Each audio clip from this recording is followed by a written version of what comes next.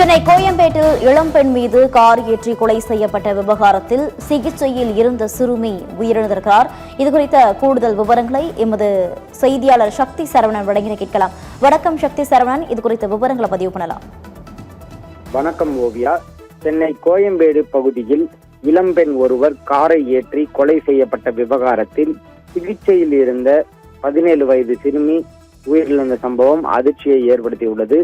சென்னை கோயம்பேடு பகுதியில் உள்ள தனியார் பார் ஒன்றில் 2 தினங்களுக்கு முன் இரவு யான்சி என்ற இளம்பெண் குடித்துவிட்டு அதனால் ஏற்பட்ட தகராறு காரணமாக காரை ஏற்றி கொலை செய்யப்பட்டார்.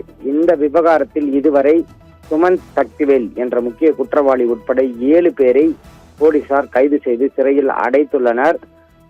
இந்த நிலையில் சம்பவ தினத்தன்று யான்சி இருசக்கர வாகனத்தில் சென்றபோது அவருக்கு பின்னால் அமர்ந்து சென்ற 17 வயது சிறுமி ஒருவர் அப்போது படுகாயமடைந்து அவர் தீவிர சிகிச்சை பிரிவில் கீழ்ப்பாக்கம் அரசு மருத்துவமனையில் சிகிச்சை பெற்று வந்தார்.